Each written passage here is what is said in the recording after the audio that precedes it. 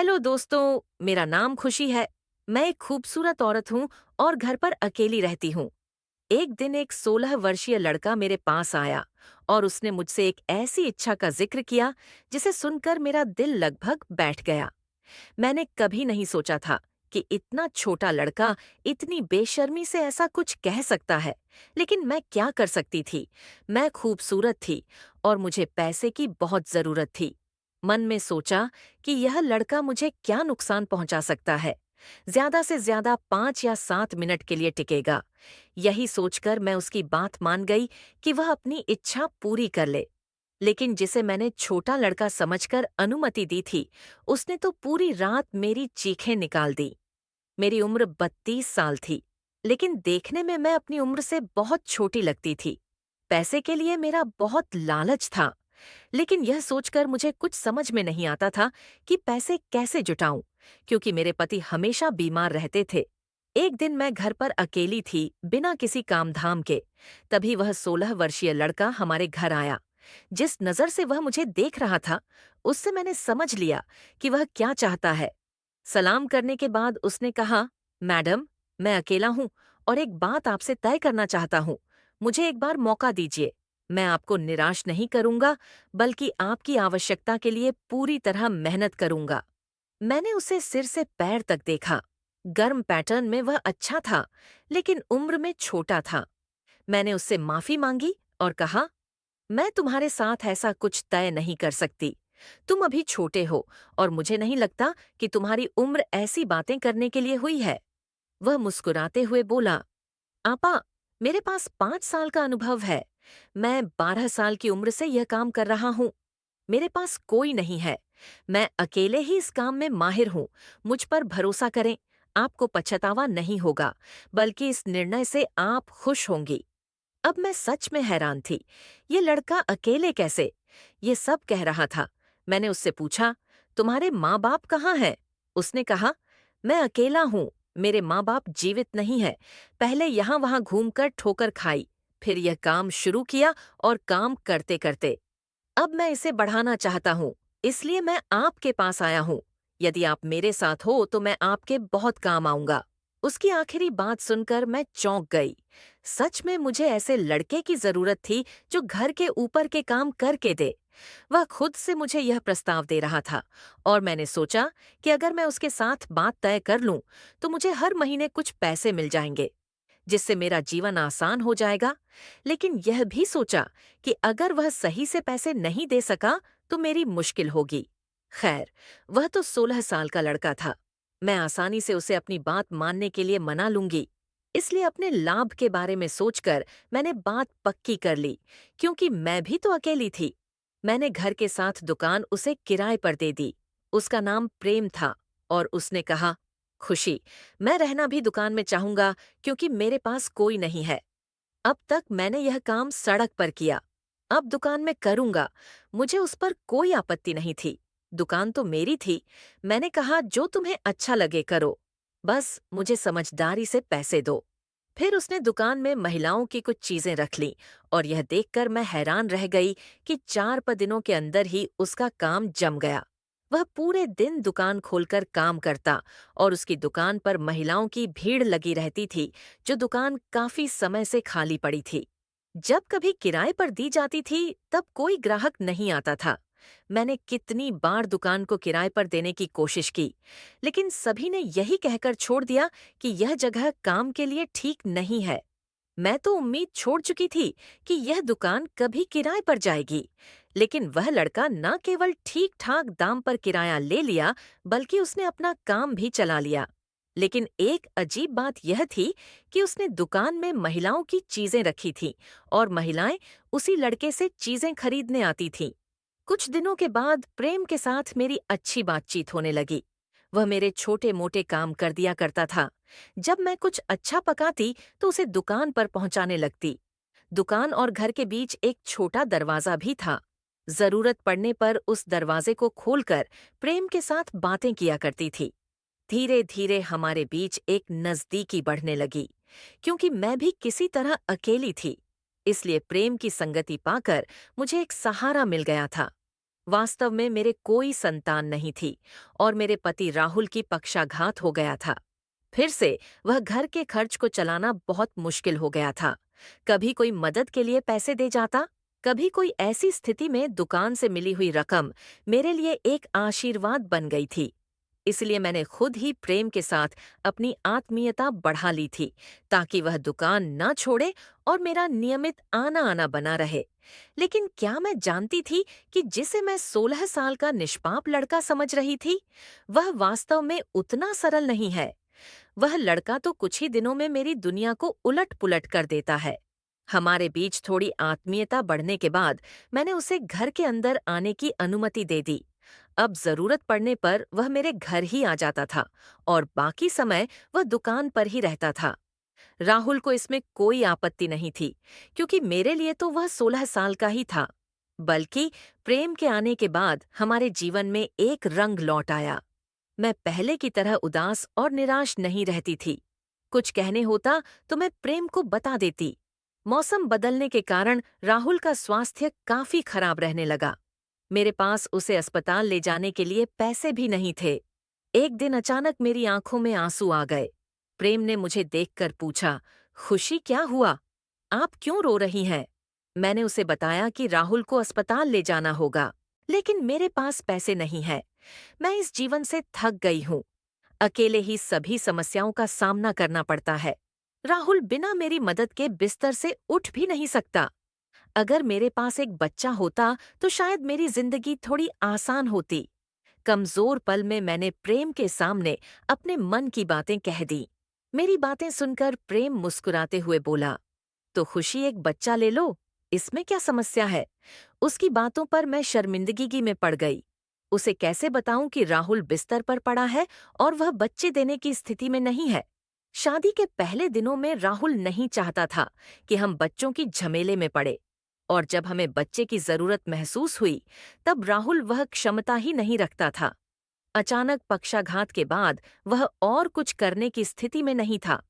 प्रेम विवाह धीरे धीरे मजबूरी के विवाह में बदल गया था और अब मैं मजबूर होकर राहुल के साथ हूँ, क्योंकि मेरे पास का कोई और विकल्प नहीं था। प्रेम शायद मेरे चेहरे के भाव पढ़ चुका था। उसने कहा, आपको चिंता करने की जरूरत नहीं है, मैं तो आपके साथ हूँ। देखिए, जल्दी ही आपकी सारी समस्याएं दूर हो जाएंगी। उसकी बातों पर मैं हंस पड़ी। वह अकेला इतना साहसी था कि हर चुनौती का सामना कर जाता था और मैं इतने उम्र होने के बावजूद साहस जुटा नहीं सकी। प्रेम ने 8 साल की उम्र में अपने माता पिता को खो दिया था। फिर भी वह जिंदगी के मेले में खोया नहीं था, सिर्फ अपनी जिंदगी का रास्ता चला गया था। राहुल की भी बहुत सेवा करने लगा। जब मैं किसी काम से घर से बाहर निकलती थी, प्रेम मेरे पति का ध्यान रखता था। वह उनके पास बैठा रहता। उनके बीच क्या बातें होती थी मुझे नहीं पता, लेकिन जब मुझे देखता तो प्रेम चुप हो जाता। प्रेम ने मुझे वादा किया था कि वह मेरी सारी ख्वाहिशें पूरी करेगा, और उसकी इस बात पर मैं हंस पड़ी। मैं एक बच्चे चाहती थी, अपने जीवन में बच्चे की कमी को पूरा करना चाहती थी। लेकिन प्रेम वह कैसे पूरा करेगा? उसकी खुशी के लिए मैंने चेहरे पर मुस्कान बनाए रखी थी। फिर इस बात के कुछ दिनों बाद मैंने अपने भीतर एक बदलाव महसूस करना शुरू किया। जब मेरा स्वास्थ्य ज्यादा खराब हो गया तो प्रेम ने मुझे पैसे दिए और कहा, आप डॉक्टर के पास जाइए। उसकी बातों पर मैं डॉक्टर के पास गई और वहां जाकर मेरे ऊपर आश्चर्य का पहाड़ टूट पड़ा। मुझे पता चला कि मैं गर्भवती हूँ। ये कैसे संभव है? राहुल में तो वह ताकत नहीं थी कि वह पिता बन सके। तो मैं कैसे गर्भवती हुई? हाथ कांपते कांपते रिपोर्ट लेकर घर लौटी। घर जाकर मैंने राहुल को बताया और वह मुस्कुराते हुए बोला, शायद मैंने अब वह क्षमता वापस पा ली है कि मैं एक बच्चे का पिता बन सकूं। ईश्वर ने अगर हमें यह खुशखबरी दी है तो इसे मुस्कुराते हुए स्वीकार करो। राहुल की बातों पर मैं हैरान रह गई। क्या सचमुच मैं राहुल के बच्चे की मां बनने जा रही हूँ? यह एक ऐसी बात थी जिस पर मुझे विश्वास ही नहीं हो रहा था। राहुल की स्थिति में तो मैं कोई बदलाव नहीं देख रही थी, तो यह कैसे संभव है?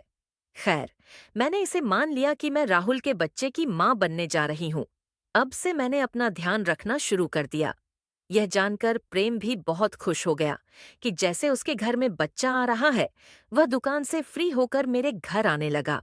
उसने राहुल को नहलाने का काम भी अपने कंधों पर ले लिया। राहुल की सेवा में वह ज्यादा समय देने लगा। पहले भी वह राहुल के पास आकर काफी देर बैठता था, तो मुझे लगता था प्रेम के आने से मेरी जिंदगी बदल गई है। अब वह मेरे लिए कभी जूस उसकी दुकान ठीक ठाक चल रही थी।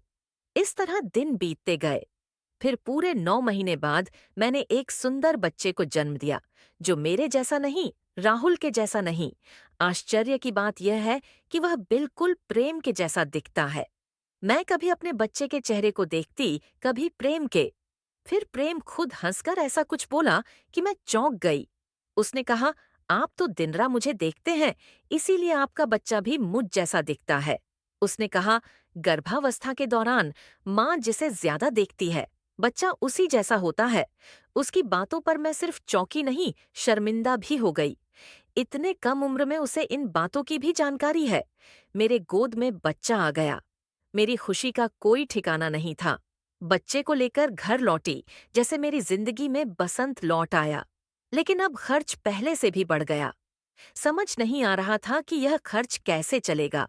फिर प्रेम ने मुझे बच्चे के खर्च के लिए पैसे देने लगा। मेरी और मेरे बच्चे की पूरी जिम्मेदारी उसने ले ली। सिर्फ मेरी और मेरे बच्चे की नहीं, राहुल के लिए भी वह कभी पराया नहीं रहा। मैं तो उसे छोटे भाई की तरह प्यार करने लगी थी, क्योंकि उसी के लिए हमारे दिन अच्छे हो गए थे। फिर मेरा बच्चा 6 महीने का हो गया और मैंने जान लिया कि मैं फिर से गर्भवती हूँ। मैं फिर से दंग रह गई। इतनी जल्दी मैं कैसे दूसरी बार गर्भवती हो गई? मेरी शादी को लगभग 10 साल हो चुके हैं, लेकिन इतने दिनों में मैं एक बार भी गर्भवती नहीं हुई। मुझे डर लग रहा था कि इतनी जल्दी दूसरे बच्चे की जिम्मेदारी मैं कैसे उठाऊंगी। मेरा पहले वाला बच्चा तो अभी छोटा है, ऊपर से राहुल की जिम्मेदारी अलग है। इस सोच में मैं डूब गई। तब राहुल ने मुझे समझाया, जब ईश्वर की तरफ से फिर से मन्नत आ रही है, तो उसे लौट आना मत स्वीकार करो। जैसे पहला बच्चा हमारे पास आया, वैसे ही दूसरा भी आ जाएगा। मैंने सिर झुकाकर राहुल से कहा, हमारी जिम्मेदारी तो प्रेम के कंधों पर है। अब अगर यह बच्चा आएगा, तो उसका खर्च भी प्रेम के कंधों पर पड़ेगा। फिर मेरा दूसरा बच्चा भी इस दुनिया में आया। 2 बच्चों के बीच में इतनी व्यस्त हो गई कि राहुल का ध्यान रखने का समय नहीं मिल रहा था। राहुल को तो प्रेम पूरी तरह संभाल चुका था। समय तेजी से बीत रहा था। अब मेरी और प्रेम की मित्रता इतनी गहरी हो गई थी कि हम एक दूसरे के साथ मन की सारी बातें साझा कर सकते थे। मैं पूरे दिन बच्चों के पीछे भागती रहती और रात में थक कर गहरी नींद में चली जाती। प्रेम रात में मेरे बच्चों की देखभाल करने आता और उन्हें अपने साथ सुला देता। ये मेरे लिए बहुत आश्चर्यजनक बात थी कि एक 16 साल का लड़का कैसे इतनी आसानी से पूरी रात 2 बच्चों को संभाल सकता है। प्रेम, कभी मेरे पास उसने शिका, मैं आपके लिए सब कुछ कर सकती हूँ। मैंने सुन लिया कि आप फिर से गर्भवती हैं। आप अपनी सेहत का ध्यान रखें, खर्च की चिंता न करें। आपके दुकान में बहुत बरकत है और मैं भाग्यवश आपको यह सब दे रहा हूँ। वह हमेशा ऐसी बातें कहता था, इसलिए मुझे और भी अच्छा लगता था। 3 बच्चों की माँ बनने के बाद मैं पूरी तरह बदल गई थी। मुझ में पहले जैसी उदासी नहीं थी। दिन कैसे गुजरता था, मुझे देर नहीं लगती थी। मैंने राहुल को भी नजरअंदाज करना शुरू कर दिया था। एक रात मेरे 3 बच्चे बहुत परेशान कर रहे थे। तभी प्रेम आया और बोला, आप इन्हें मुझे दे दें, आप आराम से सो जाइए। मैंने खुशी खुशी बच्चों को प्रेम के हाथ में दे दिया। उसने हमेशा की तरह मेरे लिए दूध लाया और मेरी ओर दूध का गिलास बढ़ाते हुए कहा, अपना ख्याल रखें। मैंने गिलास हाथ में लेकर प्रेम को धन्यवाद कहा। वह बच्चों के साथ चला गया, लेकिन अचानक मेरे हाथ से दूध का गिलास गिर गया। मेरा काम फिर बढ़ गया। घर साफ करने लगी, फिर बिस्तर पर लेट गई। कुछ समय बाद मुझे लगा कि जैसे कमरे में कोई है। मेरी सांस रुकने लगी। ऐसा लग रहा था जैसे कोई चोर घुस आया है। फिर मैंने अपने बिस्तर के पास किसी की उपस्थिति महसूस की। कोई मेरे शरीर के साथ खेलना चाहता था। मैं उठ बैठी और चिल्ला उठी। मेरी चीख से राहुल की नींद भी टूट गया। मैंने जल्दी से कमरे का बल्ब जला दिया। जो मैंने देखा, उससे मेरा कमरा बहुत बेतरतीब हो गया था। हमारे मोहल्ले का एक आदमी मेरे ऊपर झुका हुआ था। उसे देखकर मैं स्तब्ध हो गई। पहले वह शर्मिंदा हुआ, फिर कहने लगा, खुशी जी, मैंने कुछ नहीं किया। आपके पति ने खुद मुझे अनुमति दी थी कि मैं हर रात आपके साथ सोऊं। मैं सोता था और वह पैसा लेता था। फिर वह पैसा आप लोगों पर खर्च करता था। दरअसल घर की स्थिति के कारण राहुल बहुत चिंतित थे। वह किसी तरह से इस समस्या से मुक्त होना चाहते थे। तब उन्होंने खुद मुझे यह अनुमति दी। रात को आपके घर में ही रहता था। मेरी चीख सुनकर प्रेम दौड़ कर आया। उसे देखकर वह आदमी बोला, एम, तू तो बोला था कि यह गुस्से में नहीं रहेगी। मैं आसानी से अपनी इच्छाएं पूरी कर सकूंगा, लेकिन यह तो जागी हुई है। उस आदमी की बात सुनकर मेरे पैरों तले की जमीन खिसक गई। प्रेम घबराकर मेरी ओर देखने लगा। मुझे समझ में नहीं आ रहा था कि यह क्या हो रहा है। पहले मैं उस आदमी को गालियां देने लगी। मैंने घृणा से प्रेम के विचार जानना चाहा। यह सब क्या है? तब प्रेम ने कहा, आपके पति के पास इतना पैसा नहीं था कि वह इस परिवार का खर्च चला सके। इसलिए उन्होंने मुझे मजबूर किया कि मैं आपको किसी के साथ सोने के लिए बेच दूं। जब कभी ग्राहक आता, मैं आपके बच्चों को ले जाती और आपको दूध में नींद की दवा मिलाकर आपको दे देती। आप सो जाती। ग्राहक आपको इस्तेमाल करके चला जाता। यह तीनों बच्चे भी किसी न किसी ग्राहक के ही हैं, क्योंकि राहुल तो पिता बनने की क्षमता नहीं रखते। मैंने आपके साथ कोई गलत फहमी नहीं की। जो आपके पति ने कहा, मैंने वही किया। उसकी इच्छा से मैंने आपको बेचा। यह सुनकर मेरे शरीर में कंपन होने लगा। मैं आश्चर्यचकित होकर राहुल की ओर देखने लगी। उसने अपनी आंखें चुरा ली, फिर खुद ही कहने लगा, मेरी बीमारी के कारण घर की स्थिति खराब हो गई थी। मैं तुम्हें भी संतान नहीं दे सका। खाने के लिए हाहाकार मच गया था। ये सब देखकर मेरा दिल जलता था, लेकिन मैं कुछ कर नहीं सकता था। इसलिए जब मैंने समझा कि प्रेम क्या काम करता है, मैंने खुद उसे कहा था कि हर रात तुम्हें किसी न किसी के पास भेज दूं। मैं तो खुद नींद की दवा खाकर सोता था, इसीलिए मुझे कुछ पता नहीं होता था। प्रेम कोई ग्राहक लाता, फिर सुबह होने से पहले ग्राहक चला जाता। बच्चा होने पर तुम खुशी से भर गई और हमारे घर की स्थिति बदल गई। मैं यही चाहता था। राहुल की बातें सुनकर मैंने माथा पकड़ लिया। विश्वास नहीं हो रहा था कि मेरे पति ने मुझ पर इतना बड़ा अत्याचार किया है। घर की स्थिति ठीक करने और मेरे गर्भ में बच्चे भरने के लिए प्रेम के साथ मिलकर उसने मेरे शरीर का सौदा किया। मैं फूट फूट कर रोने लगी। थोड़ी संभलकर प्रेम के सामने हाथ जोड़कर बोली, हमारी जिंदगी से निकल जाओ। तुम्हारे आने से पहले हम शायद भूखे रह जाते, लेकिन मेरे पति ने कभी भी मेरे शरीर का सौदा नहीं किया। उसके मन में ऐसा कोई विचार भी नहीं आया। मैंने प्रेम को तुरंत दुकान खाली करने के लिए कहा और उसकी गोद से अपने बच्चों को छीन लिया। मेरे 3 छोटे बच्चे मेरे सामने थे, जिनके पिता का कोई ठिकाना मुझे नहीं पता था। मैं अपने ऊपर अफसोस कर रही थी। मैं कितनी बेवकूफ थी कि मुझे समझ में नहीं आया कि यह बच्चे मेरे पति के ही हैं। मैं उन दोनों पुरुषों के हाथों बेवकूफ बन गई। मेरे लिए केवल प्रेम ही नहीं, राहुल भी दोषी था। लेकिन मैं क्या करती?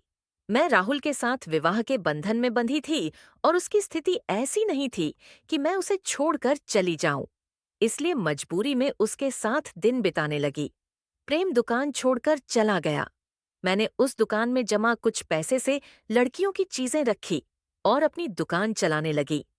ग्राहक तो पहले से तैयार हो गए थे, इसलिए मेरी दुकान चलने लगी और घर का खर्च चलने लगा। मैंने अपने बच्चों को गले लगा लिया। यह मेरे बच्चे हैं। इनके पिता